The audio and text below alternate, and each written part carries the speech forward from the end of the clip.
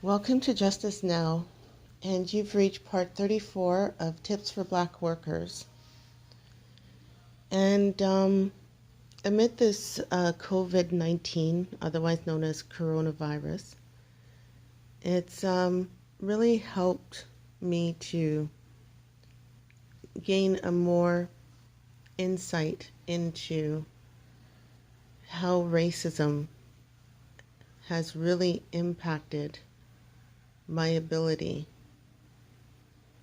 and I'm pretty sure the ability of many Black people to provide for their families. Some of the things includes a lot of resources being bought out, like toilet tissue and hand sanitizer and other means to carry out day-to-day life. And, this only compounds the fact that this is a most cruel plan in the process that is just designed to hurt non-white people, and particularly Black people.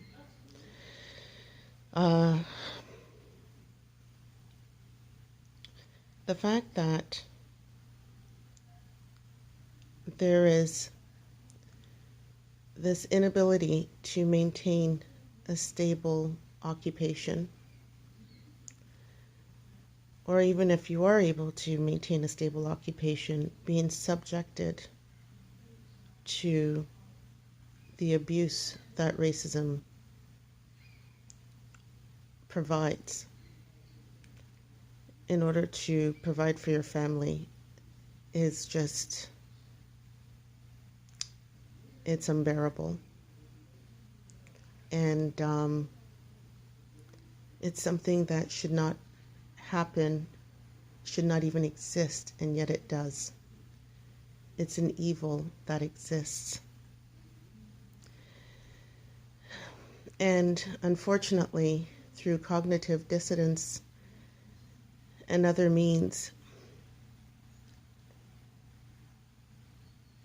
either victims of racism do not want to see the full scope, or scared to see the full scope, or have seen the full scope and just unable to find solutions.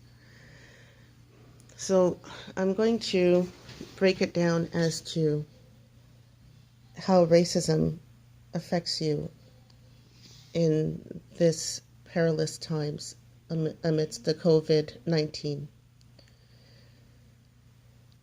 The fact that you're not being paid the wage that you're to be paid, the fact that you're not getting the stable employment that you justly deserve as anyone else on this earth,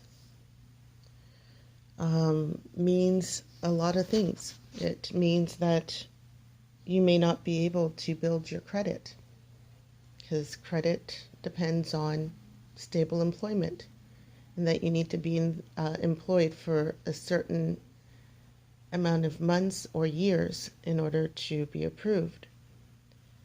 It means not being able to purchase a home.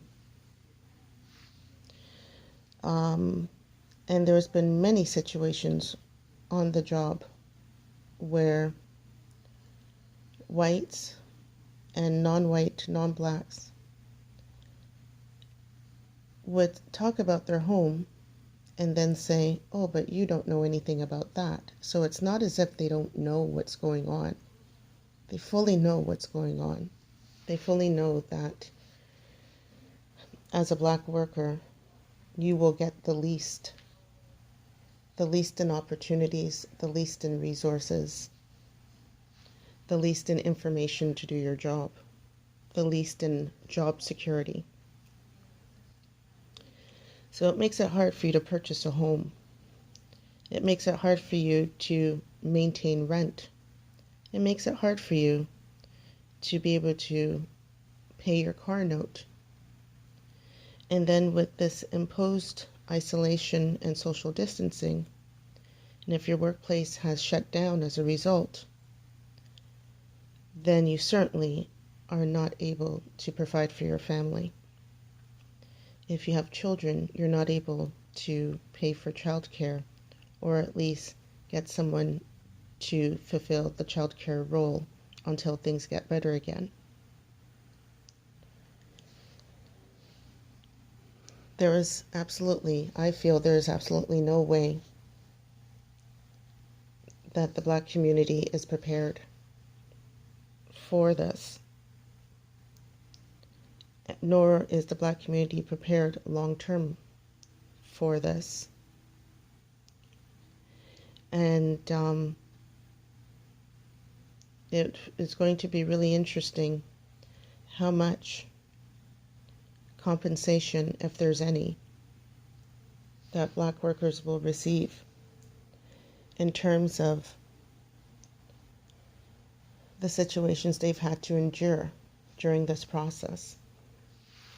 So I really need you to keep this in mind.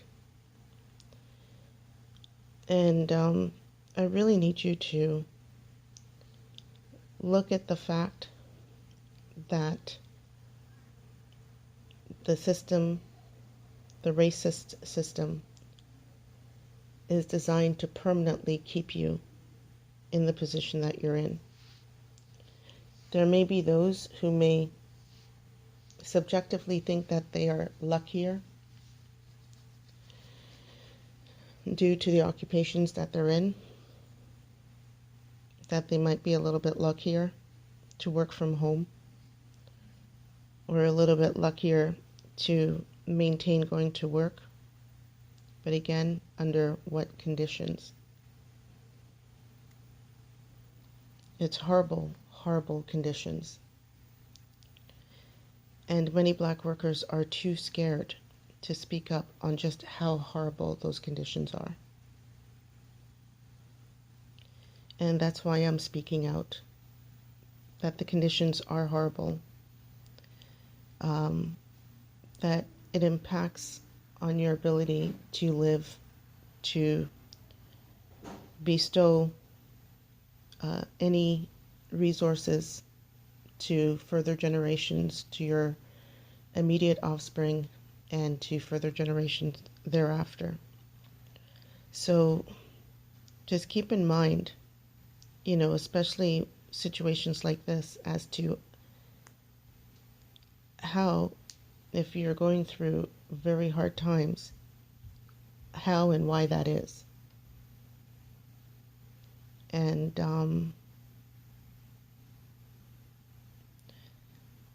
the most you can do is try to solve the issue as much as possible. Do the best that you can with what little resources you have.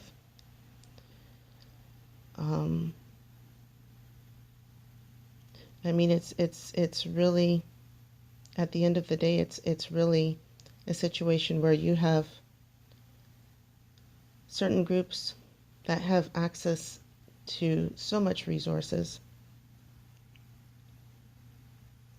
yet are so greedy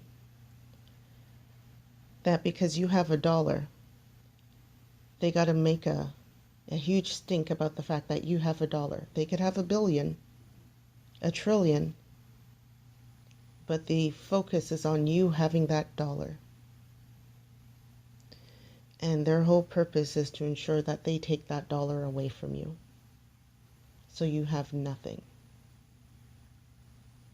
Your sole purpose is to make sure that you're continuously dependent, so you have nothing, that your family has nothing, that your children have nothing, and your children's children have nothing. This is the historical treatment that they've done towards Black people. And keep in mind, too, that the term Black is a hand-me-down term, just like the N-word is a hand-me-down term. So whomever the group was that was designated as Black has gone through has had the similar stereotypes and they rotate this. I call it a caste category, and it's of the lowest class. Pretty much the untouchables. They bring these terms around and they apply it to people or to groups of people to ensure that they do not survive, that they're always running, always trying to keep up.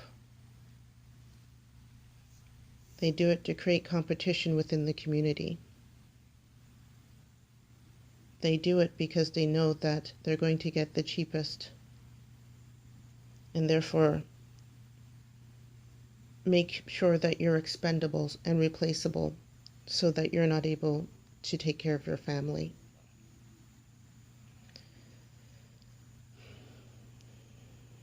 All that I can suggest is to exercise self-respect and be fully aware of what's really going on.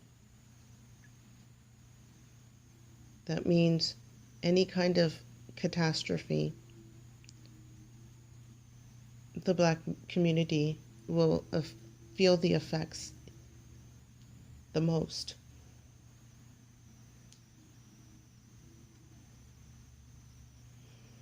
And just wanted to share that, just to keep in mind that this is what the system is designed to do, to wear you down, and that it's designed to erode your self-confidence. And it's a very toxic system, very toxic. And that's even more of a reason why your children need to be informed about it. They're never too young to learn. It's like food and water. Children are never too young to have food and water. This knowledge is just as important and vital to their survival.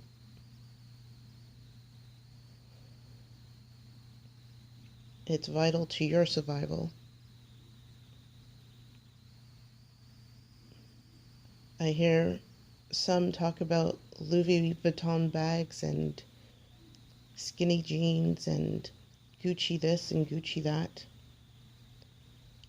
But I haven't heard anything about Louis Vuitton or Gucci or Prada or any of the other so-called high fashion places wanting to contribute to Black communities in this crisis, or in any other crisis for that matter.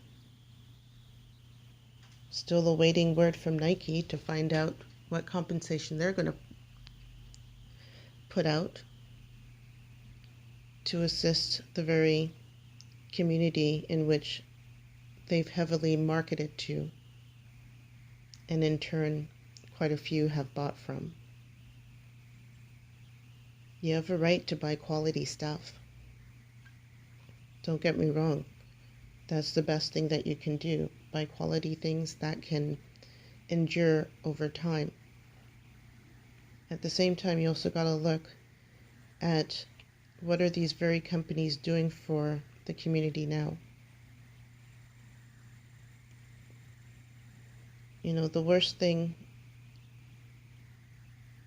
that can be done is to constantly curse, dismiss, abuse a group of people over and over again. And there's no justification for it. I don't know why it's being called a privilege, white privilege, whatever that means. There's no privilege in abusing people. There's no privilege in killing people without justice. There's no privilege in abusing people without justice. That's all I have to say for today. Thanks for listening.